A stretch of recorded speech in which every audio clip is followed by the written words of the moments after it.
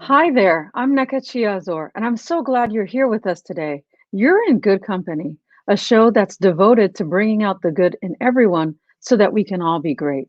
Today, we have a fantastic lineup set up for you because this is our final episode of season one. So, with us today, Jonathan, Jonathan Wilkins, my program manager. I'm saying my because I'm very possessive. Program manager for Supplier Diversity at Lenovo. Hey, Jonathan, how are you? Yeah. Hey, Nneka, how are you doing? I'm doing wonderful today. How about yourself? Doing well. I know we're going to get in good trouble today, so I'm just letting our audience know that that's what's going to happen. That's exactly right. That's right. We also have Vincent Tucker, minority business entrepreneur and CEO and business owner of Quality Moving Services, a minority business firm and the local voice for minority businesses in Virginia. I said local voices because Vincent, your voice is powerful. It's like the voice of 1,000 entrepreneurs right now, right? So Yes, thank you good for morning. joining. Good Good morning. morning. Good morning. And also with us today is Dominique Milton. Dominique is the president and CEO of the Carolinas Virginia Minority Supplier Development Council, also known as CVMSDC. And she's also known as one of the best connectors for suppliers and minority business entrepreneurs everywhere from North Carolina, South Carolina, Virginia, and beyond. Welcome, Dominique. Good morning. Thank you for having us this morning, Nneka. Pleasure to be here. Pleasure to have you all here. So let's jump right in because I already teed up that Jonathan and we're going to get into some good trouble. So, Jonathan, I know you do a lot of work and you've done a lot of work at Lenovo with, minority suppliers. Talk to us from your corporate view about how the renewed calls for social justice and inclusion, has that had any impact on your work or on supplier diversity? Thank you for the question, Nneka. Absolutely. So right now, what we're seeing is in this renewed effort when it comes to the racial equity and inclusion aspect that's going on in the country. Unfortunately, with the death of George Floyd, it it it it sparked the country to have a renewed interest in or recognize where they stood when it comes to diversity and inclusion. Um, Corporations across the country are stepping up, and they're not only putting their word behind the efforts, but what we're seeing is also they're putting their money into work for organizations such as NMSDC, CVMSDC, other diversity organizations, the chambers of commerce. They are stepping up in mass. And beyond the money, they're also looking at the inclusion aspect and are we doing what we need to do to give everyone a seat at the table, give everyone an opportunity. I've often heard that as a Black person in America, my grandparents always taught me that you have to be twice as good. And one of the things that you learn from that and you realize from that as you get older is our ability to get a position is not always predicated on our potential, but it is determined by our skills that we already bring to the table. So we don't get the same opportunities. So corporate America is actually looking at that and trying to figure out how we can change that from a diversity and inclusion perspective. When it comes to supply diversity, it is amazing what is happening, how these two worlds are meshing Mhm. together. And we are now in the position where supply diversity and inclusion within corporations are coming together hand in hand. And they're looking at saying, we're not only going to increase our human capital when it comes to diversity, but we're going to increase our utilization of diverse suppliers in our sourcing opportunities to increase the scale of opportunity and economy that we live in because diverse suppliers are the steam engine for this country. Wow, amazing. Now, Jonathan, you talked about, one of the important things happening is you mentioned we need to give entrepreneurs a seat at the table. And Dominique, I know one of the things you've said often is how do we create more seats for minority entrepreneurs? So talk to us about your mission, Dominique. How are you getting entrepreneurs to the table? First of all, what does your table look like at CVMSDC? Well, thank you so much for that question. And to build on what Jonathan said, at a time like this, more than any other time, advocacy groups are very important. And that's what we are. We are an advocacy group. And what we do is we help to build wealth by making connections with our MBEs and our corporate partners. And so we have two streams of members. We have our minority business enterprises, and that's all ethnic minority business enterprises. So those are our members, and we have over 13,000 of them nationwide. And then we have our corporate partners like Cox and like Lenovo, who help support our work so that doors are open. And so what we do is we merge the two. So first and foremost, we're the largest certifying agency of ethnic minority businesses in the United States. So we take our members through a certification process. So when our corporate partners engage them in work, they know that they've gone through a vetting process. And then we help develop them. We have developmental programs like the University of Richmond, Tuck. We have a Sunoco leadership program. So MBEs, once they join our organization, they gain the benefit of being developed and trained, and look at their business plans and help pull their business plans apart so that we are retooling them to be ready for the future. And so development is huge for us. And most of our developmental programs are free, Nneka. And then connections. That's what we're all here for, right? We help to make those connections between our MBEs like Vincent and corporations like Cox so that doors are open and they can see how to enter those doors and how to gain opportunities. And then once those opportunities are gained, we help advocate for them to make sure that they're growing. And we have MBEs from under $1 million all the way into the billions. Wow. So now when you say MBEs, just so that our viewers are following, you're referring to minority business entrepreneurs. That is and let correct. me say this again. CVMSDC is the largest certifying agency in the United States of MBEs. Is that right? That is correct. That is correct. We hold the industry standard for that. Well, I love that. So let's see what that industry standard looks like. We're going to run a video about CVMSDC in action. My passion is to create a healthier and more productive workspace in a very cost-effective manner with live green plants. Buckingham Greenery has been in business for 36 years as of October of 2018. We've grown.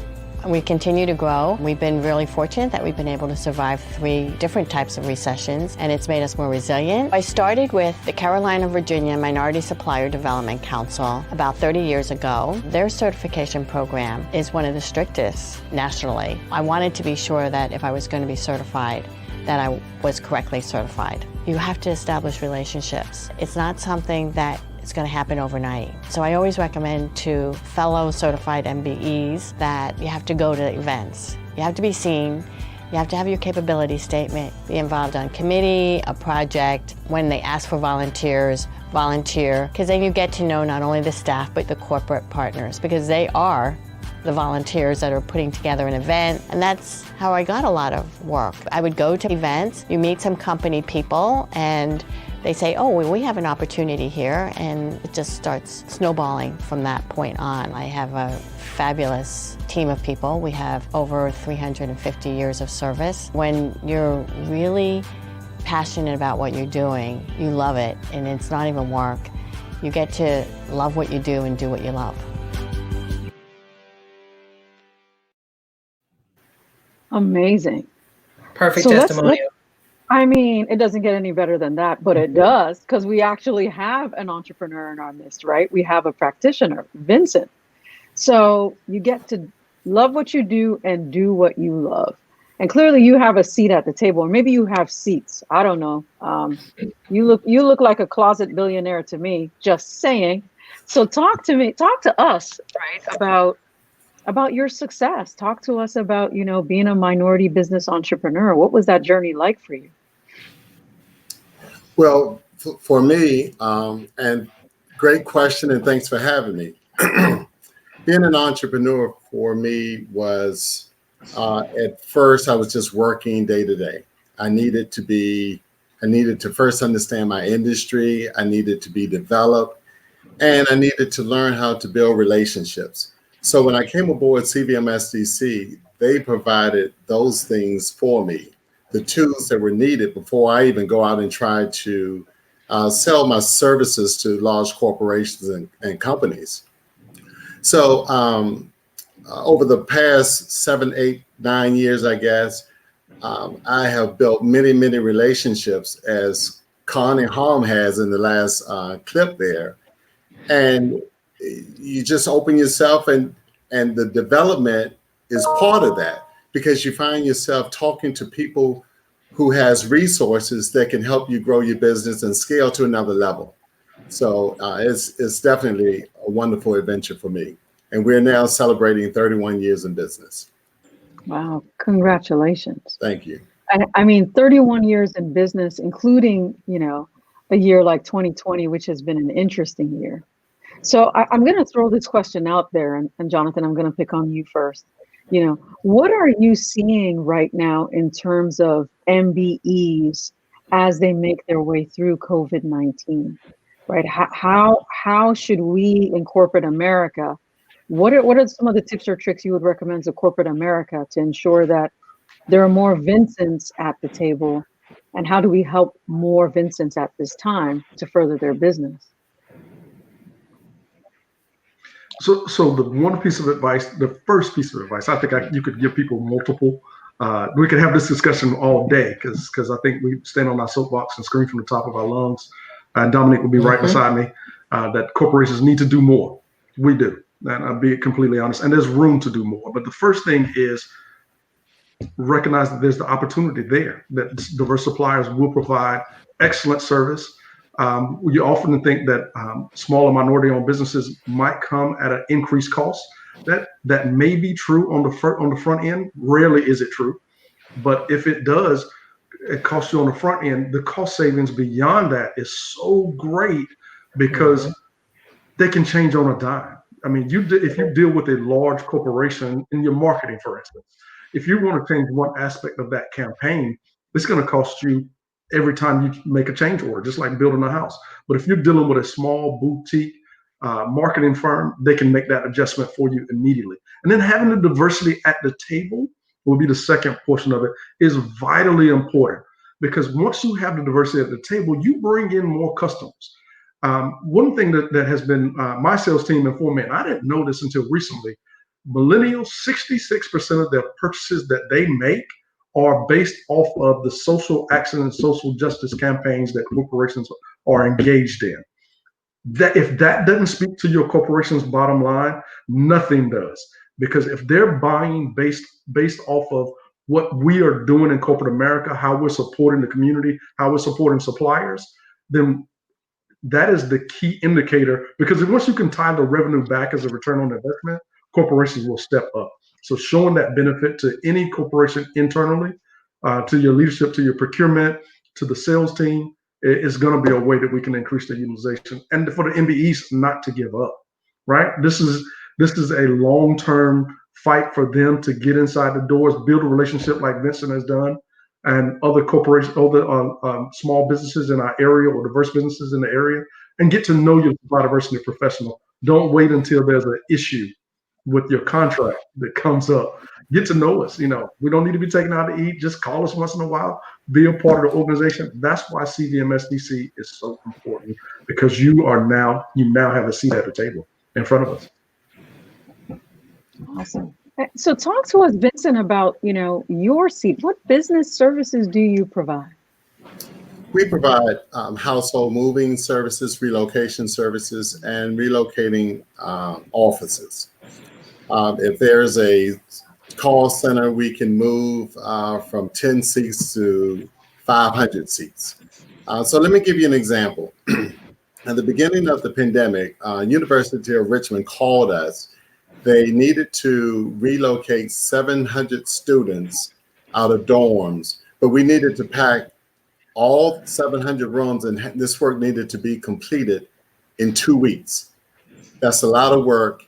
And so we have the resources because of our networking capabilities. We were able to bring in enough people at the beginning of the pandemic, pack 700 dorms, and have it all move within that 2 weeks. So that was bringing economic value to the community.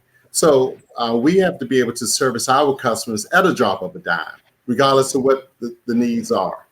So we have the capacity. We built on that because of our relationship with CVMSDC and other advocacy groups as well, to put us on the front line.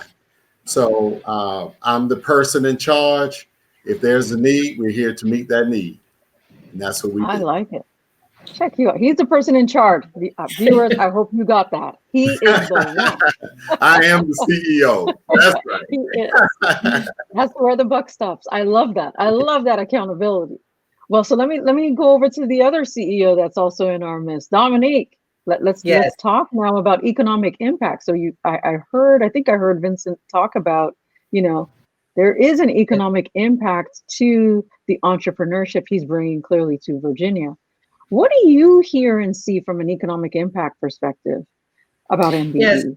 Yeah, thank you, Nneka. It's huge. And like Vincent said, he is a CEO and he enjoys being that CEO, right? But we're seeing 40% of businesses that are failing because of COVID. And we have to be responsible to make that change, to make that investment in our MBE so that is not continuing to happen. We have seen from an economic standpoint that $1.26 trillion in sales comes from minority businesses. And we actually did a study, and that study said that in our footprint alone, we have a $19 billion GDP impact, and that's in jobs, goods and products sold, incomes, taxes. That's a huge impact. It's not a feel good. It's a huge impact that we make from an economic standpoint. And every time a corporation like yours invest $1 in the supply chain, when you hire Vincent, he is then able to go out and hire other individuals, and he is then able to change the economy by which he lives, right? So now you're employing folks. They can then send their children to school. They can buy the goods and services that they want. They're paying taxes. So it's a trickle down effect, Nneka, where we are empowering business owners to change their communities. And that's why this is so important. Wow, that is awesome. Did you know $1.6 trillion? I had to write that down. Yes. $1.26 trillion value to the economy. I don't even know what to say. Let me just keep quiet. We're on television. So let me go over to Jonathan, troublemaker. $1.26 trillion. Now I know that I believe Lenovo had a campaign or has one, right? That's aimed at increasing that 1.26 trillion to go beyond that. Do you want to talk to us about what that campaign is and why it matters right now? Mm-hmm. So one of the things that we're looking at internally is ways in which, and I'm analyzing the data literally as we speak, to figure out where there's areas of opportunity for us to be able to increase our pipeline of diverse suppliers.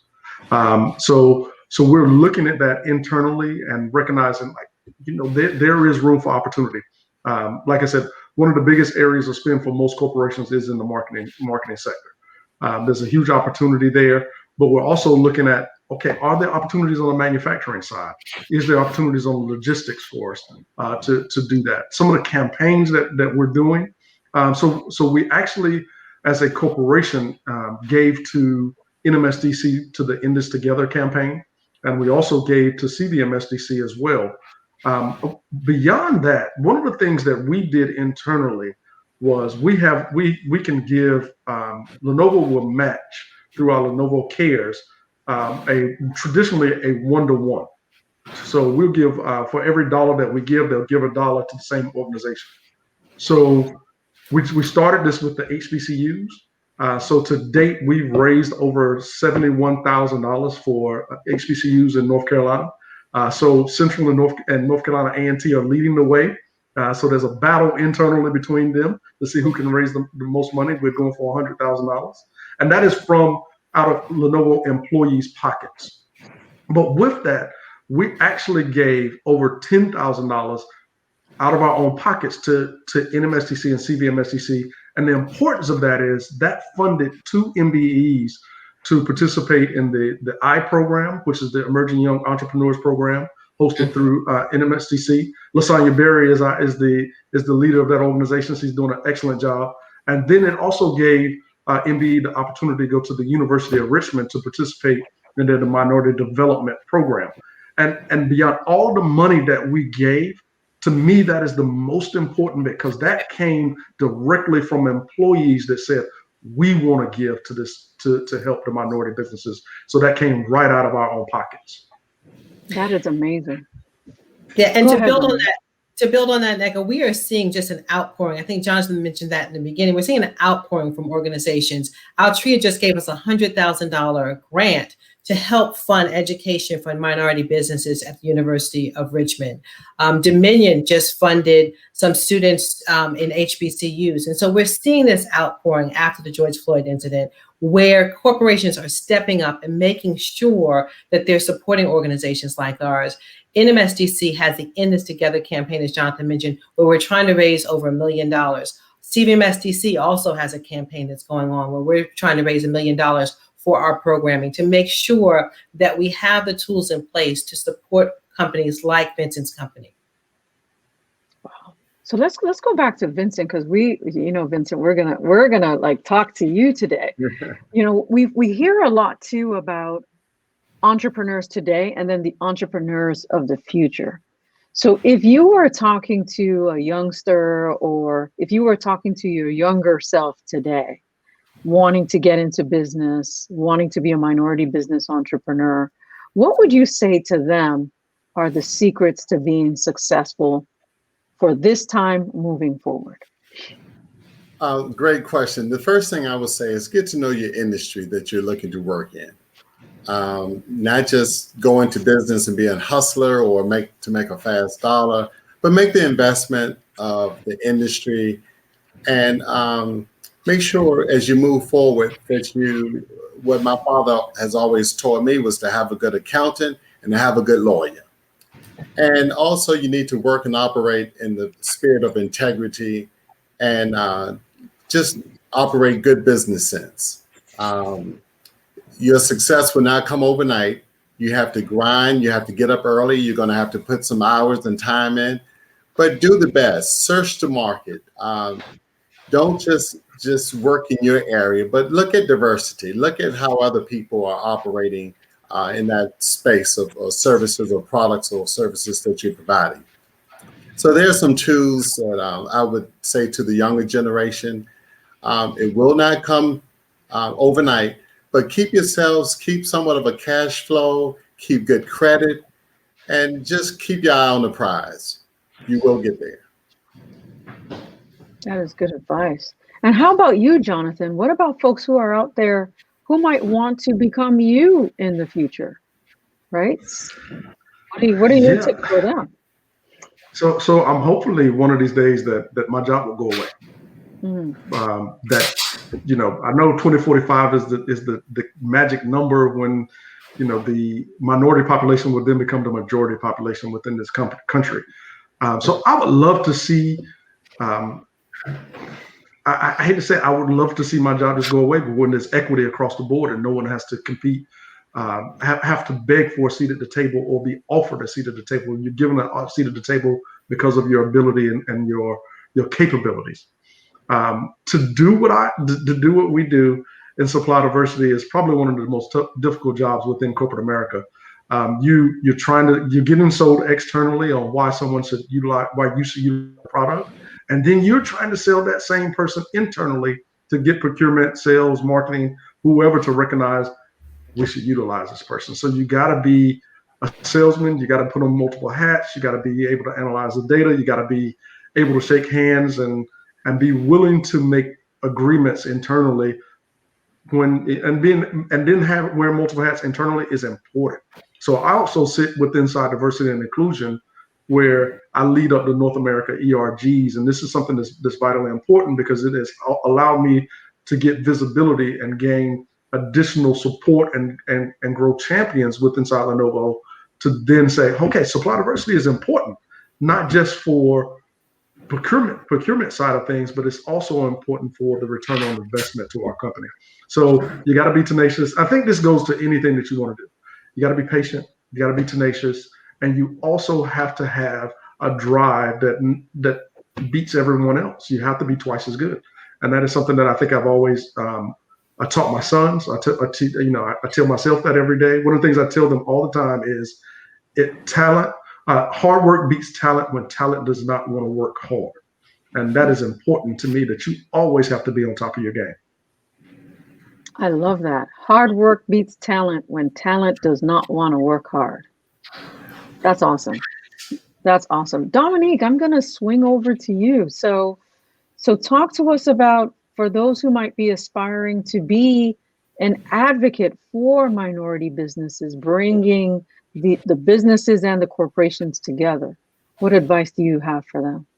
Yes, absolutely. Thank you for that. So, to bring everything that we've talked about today together, we have an event in the beginning of December. It's going to be called Reemerge, to help MBEs get ready for 2021. It's been a rough year. And so we have assembled a program. It's a combination of our largest event, Business Opportunity Conference, BOC, and MBE Summit. And at that event, we'll have corporations there matching with certified MBEs, both general and construction. We will have MBEs going to different workshops and corporations going to different workshops, and we'll have an award ceremony, as well as international consultants speaking to our MBEs. So for those companies that want to get involved, we encourage you to reach out to us at info, that's INFO, at cvmsdc.org, and we can help you. And for those MBEs who are interested in taking their business to the next level, we can help you as well. I encourage each of you to join our event. If you inbox me at info@cvmsdc.org, I'll provide a special coupon to your listeners today. Awesome. And students, I don't want to forget students. Let's talk about students. Dominique, for students who might be interested in entrepreneurship at this time, how do they get involved? So I'm glad you brought that up. We always like to include the next generation of our work. And so at each of our events, we have a section where we cater to the students. And so on December 2nd, from 5 to 7, we're going to have a special workshop just for college students to learn about entrepreneurship as a career option. And included in that, Nneka, we're going to have a contest where students can pitch their businesses and they can win prizes. There's a first, second, and third place prize. And then we're doing a website development that's valued up to $50,000. So I encourage students to send in their pitches before the 20th of this month and get entered into that contest. You have to be at the table to really take advantage of the opportunities. And if they apply, you never know. There might be the next major invention that one of our corporate partners picks up on. Awesome. And now by student, I'm taking a class right now. Do I qualify as a student? Can I get into the competition? Yeah, that's a good question. You need to be a full-time student. Oh, full-time. Okay. Under the age of 25, and I don't think either of us. What are you trying to say? We're close, but reversing numbers there. But any student under the age of 25, full-time student, can apply. And you can visit our website at cvmsdc.org. Click on Reemerge and all the information will be there. Awesome. Well, Dominique, Jonathan, Vincent, thank you so much for joining us today. And to our viewers watching, thank you for joining us on In Good Company. And we're going to move on to a video that wraps this session all up. Till next time, bye-bye. Thank you. Bye-bye. As a certified minority business and crisis management expert, I help companies plan for success. CVMSDC is a part of my plan. We are committed to helping our community succeed by partnering with diverse-owned enterprises to fill our third-party services needs. Having access to a stream of opportunities and benchmarking with peers keeps Asfalis competitive. Our corporate membership with CVMSDC helps us find certified MBEs and make connections that we will not otherwise have. I encourage all MBEs to align with advocacy groups like CVMSDC. Join me and the Capital One family at cvmsdc.org and let's grow together.